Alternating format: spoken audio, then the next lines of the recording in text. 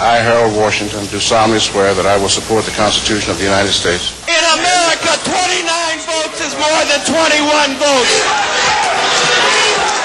We want Harold here too, but he ran away. You have my pledge that I will fulfill my responsibility. A Channel 2 News special.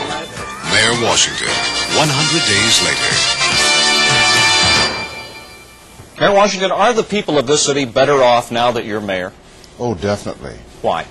For several reasons. One, I think they've seen a look at government they wanted, anticipated, never got. Now they're getting it.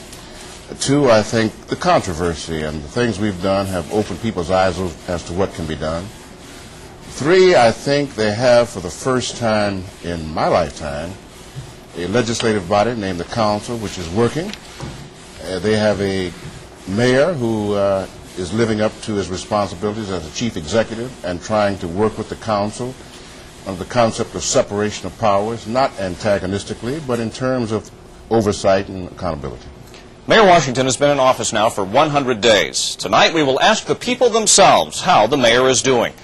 We will find out what they expect from the mayor in the days ahead. And we'll have results from our exclusive Channel 2 Chicago Sun-Times News poll on the mayor's first 100 days. The results are very interesting. Mike Flannery will be joining me in questioning the mayor and talking about the issues that face the city. Well, Don, Chicago has always been a city of neighborhoods, perhaps more so, in fact, than any other city in the country. So we went back to those neighborhoods to ask some questions to see what the people think of Mayor Washington's first 100 days in office. We're ready! This city will never be the same again. It was out in the neighborhoods where the political movement was born that sent Harold Washington downtown to City Hall.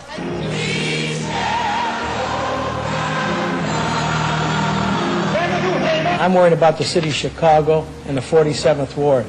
But it is also out in the neighborhoods, other neighborhoods, that the opposition to Washington has had some of its strongest roots. But there are signs that while the mayor's support in black neighborhoods remains extraordinarily strong, white Chicagoans are warming up to Harold Washington the man.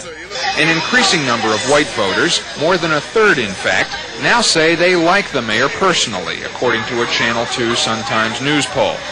Even more dramatic, only 27% of whites now hold an unfavorable opinion of Washington as a person, compared to 45% before the election.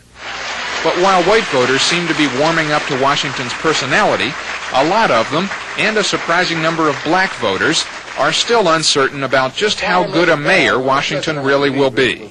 Only 37% of all voters approve of the job Washington is doing. 20% disapprove, and fully 43% say they have no opinion. There is great racial polarization on this question. 18% of white voters approve of the mayor's job performance. 64% of black voters. The difference in opinion is reflected in the neighborhoods. I'd like to know, what is he going to do about the South Side neighborhoods, some of the slums? Well, for the neighborhoods that aren't hurting, what's the mayor going to do to help improve these? Will he be spending the same amount of money out here? What about the transportation to downtown from the southwest area? Nobody has ever done anything for us people out here. So why? Let's see what he can do. It's real important that for sale sign ban remain intact so that the neighborhoods can be protected from neighborhood change or from real estate people creating the neighborhood change. I would tell you that you're doing a good job so far and that the people of Chicago, they're watching you, and hopefully that you'll continue doing the job that you're doing.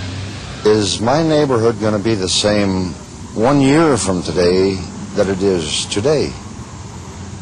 That's the only thing I can ask. Well, Mayor Washington, what are you going to do to allay the fears of people like that man? Well, we've already done it. We ran on a strong and vigorous campaign making it clear that neighborhoods and the development, redevelopment, and the strengthening of those neighborhoods was one of our prime concerns. And we found out, and these questions illustrated, that this is a concern throughout the entire city. And as you go through every neighborhood, you hear the same questions. What about our city services? We're going to improve them. We've already done so. We've reorganized streets and sanitation. We've reorganized, we're in the process of reorganizing the sewer department. We have improved the pickup of the garbage. There's no question about it. And even though we've had to cut down some employees in those areas which were over budgeted, we have made it very clear that in terms of economic development, there will be balanced growth in this city. By that I mean we will not eschew and overlook downtown. We, for the first time, will incorporate into the governmental process of revenue bonds and general obligation bonds neighborhoods. For example, we started off, as you recall, and redirected 10% of the community development block grant funds to the tune of $13.3 million with the consent of the council back into the neighborhood. Mr. Mayor, let's get down, though, to a really gut-level issue that was clearly behind some of those comments made by the folks. The racial emotion that has been stirred up, was stirred up during the campaign, still seems to be out there to some extent.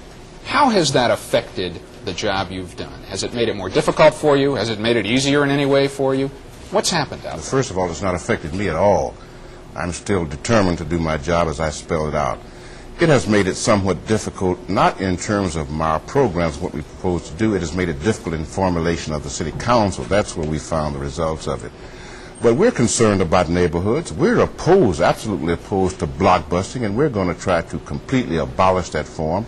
Even though there's some doubt as to whether or not the for sale sign prohibition is constitutional, we will enforce the law until it is declared unconstitutional. We're not about to try to scare people out or let other people do the same thing as long as we have the legal tools to do that. But the law is the law. It's got to be followed. Judge Aspen made it very clear where he stood.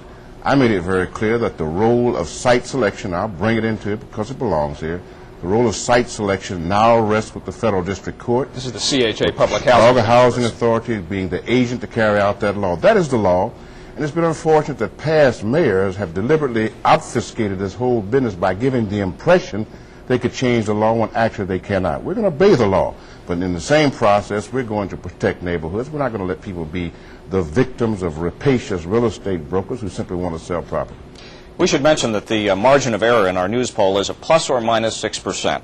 In a minute, more intriguing results from that exclusive Channel 2 Sun-Times news poll and a look at what the people told us is the #1 issue facing this city.